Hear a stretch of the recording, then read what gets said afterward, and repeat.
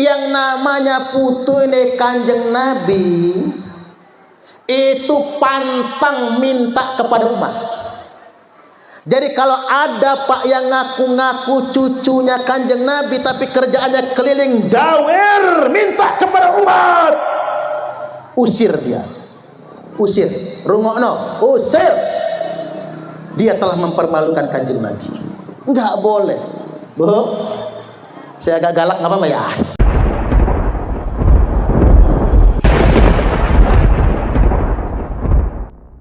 Laqad ja'akum rasulun min anfusikum azizun alaihi ma anittum harisun alaikum bil mu'minina raufur rahim. Ini adik-adik hadroh kan biasa bacanya. Sungguh telah datang kepada kalian semua rasulun, seorang utusan, min anfusikum, dari masyarakat kalian sendiri. Berarti utusannya bukan jin, bukan malaikat, bukan demit Pak, bukan kuntilanak, bukan genderuwo, sesama umat manusia. Kan ada yang ngarep kalau utusan itu dari malaikat aja, tidak, sesama kita. Min anfusikum, dari masyarakat kalian sendiri, azizun alaihi ma anittum, cuman beda sama kita. Beliau manusia tapi bukan manusia biasa. Selain empat sifat wajib tadi, azizun alaihi ma anittum, berat sekali rasanya bagi beliau penderitaan kalian. Luar biasa Bapak Ibu. Kanjeng Nabi niku Pak benar-benar berempati kepada umatnya, sayang betul. Berat baginya penderitaan kalian. Harisun alaikum. Haris itu kalau dalam bahasa kitanya risau sekali. Takut umatnya nggak beriman, takut umatnya nggak selamat, takut umatnya binasa.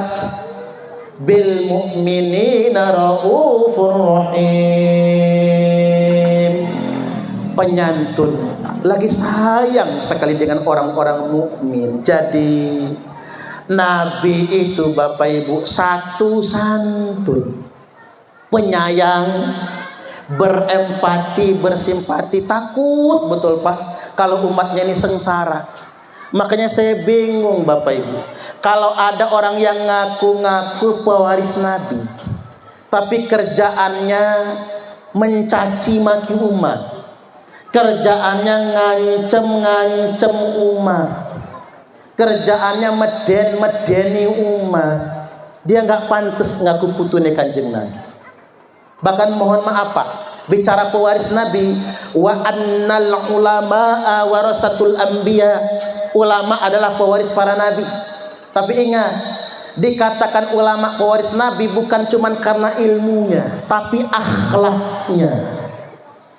Nabi itu tidak pernah memperkaya diri dari umatnya. Ngapura nggih, orang nggak pantas ngaku ulama Pak. Kalau ngelihat umat ini, bisa nggak saya kaya dari mereka? Nggak datang ceramah kalau nggak 60 juta. Ada nggak yang kayak gitu? Ayo jujur-jujuran, ada nggak yang kayak gitu? Banyak. Tapi saya ditanya apa haram hukumnya? Nggak haram. Orang ceramah bertarif, apa haram? Nggak haram. Boleh, hak dia, nggak dosa. Misal saya diundang ke sini, tarif 100 juta, nek mau bayar, kalau nggak mau terserah, ya kan? Umpamain, apa itu haram? Nggak haram.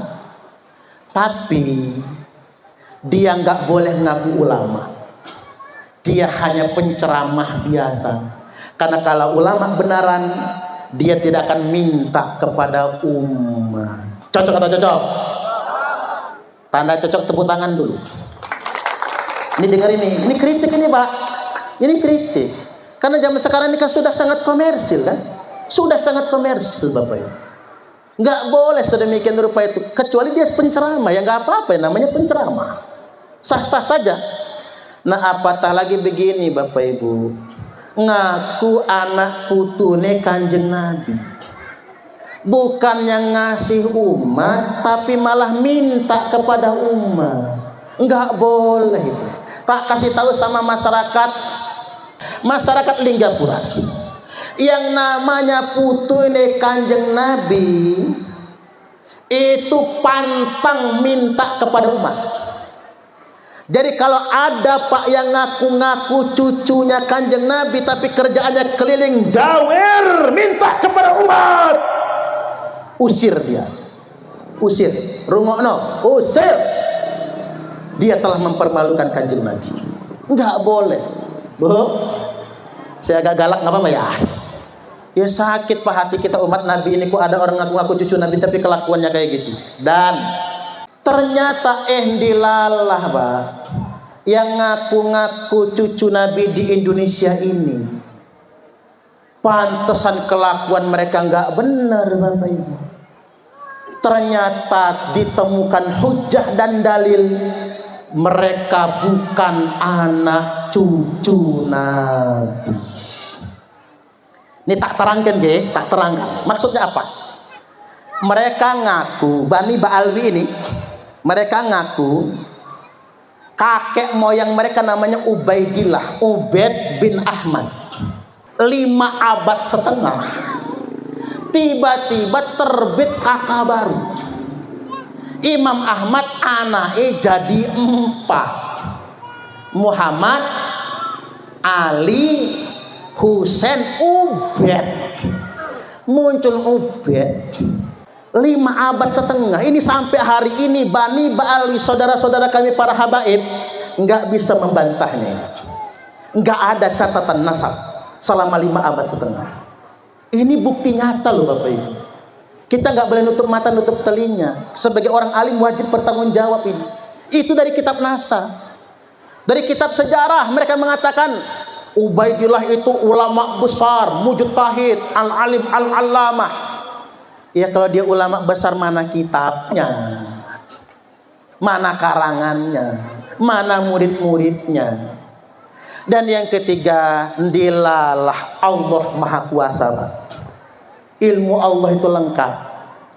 Muncullah tes DNA. 200 lebih Habib sudah tes DNA. Dan DNA asal usulnya YDNA G. G itu bukan keturunan Nabi. Jangankan Nabi Muhammad Bapak Ibu, keturunan Nabi Ibrahim pun bukan. G itu asal usulnya etnis Yahudi Askenazi, etnis Yahudi Hazar, yang mereka datang ke Yaman hijrah, lalu ketika Islam datang mereka masuk Islam. Oi, ternyata yang ngaku-ngaku cucunya Kanjeng Nabi di Indonesia ini Pak, bukan cucu Kanjeng Nabi. Mereka hanya ngaku-ngaku. Kalau cucu Kanjeng Nabi nggak mungkin kayak gitu. Nih tunggu aja nih bulan Maulid banyak yang datang ke rumah sampean nantinya. Suruh pulang, suruh pulang. Sampean bukan putunya Kanjeng Nabi. Tes DNA dulu. Yang terbaru Pak, nonton di YouTube ya. Habib Abu Bakar, Habib Agus Abu Bakar Asran Arsal Al-Habsi sudah tes DNA. Dan kita yang membiayai, Pak. Hasilnya G.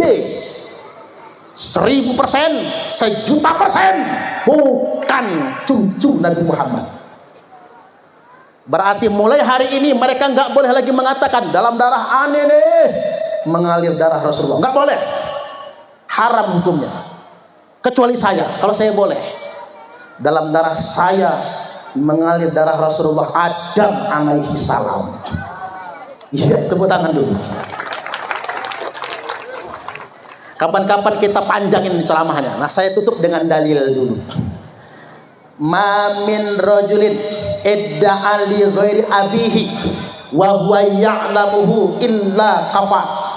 Barang siapa yang sengaja ngaku-ngaku seseorang adalah bapaknya, padahal itu bukan bapaknya. Contoh apa? Saya ngaku anaknya Soekarno, Suparman Soekarno Putra. Padahal Soekarno bukan bapak saya, Kalau saya ngaku-ngaku maka dipastikan illa kafara billah, kecuali pasti saya sudah kafir kepada Allah. Enggak boleh ngaku yang bukan bapaknya tapi diaku bapak.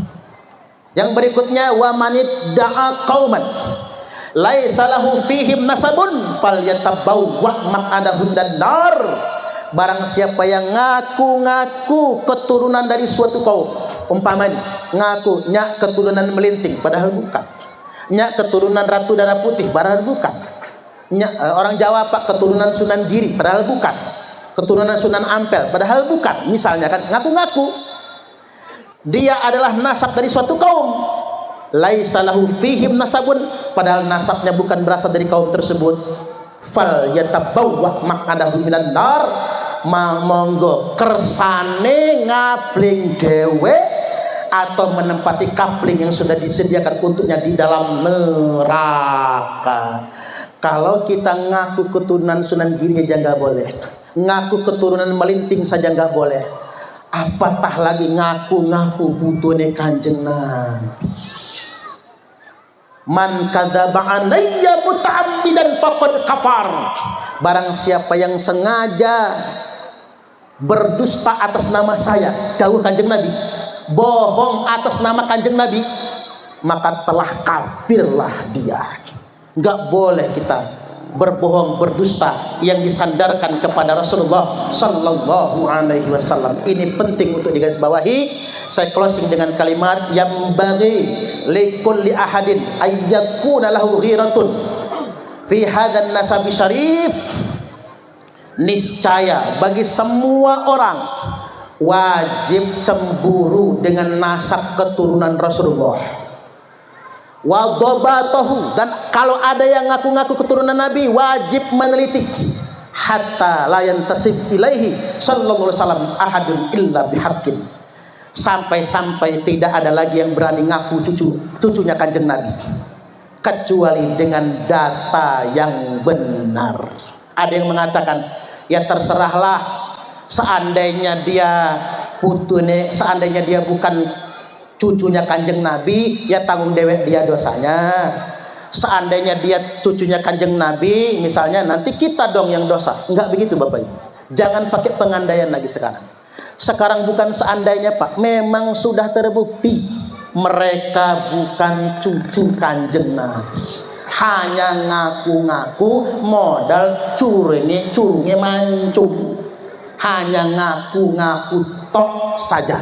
Maka kita wajib menegaskan mereka nggak boleh ngaku-ngaku putune Kanjeng Nabi. Baik Bapak Ibu, terakhir inilah yang saya sampaikan pada kesempatan kali ini. Saya ingin tegaskan Pak, dukung perjuangan ulama-ulama yang meluruskan nasab Pak. Ini bukan kebencian. Habib saudara kita juga.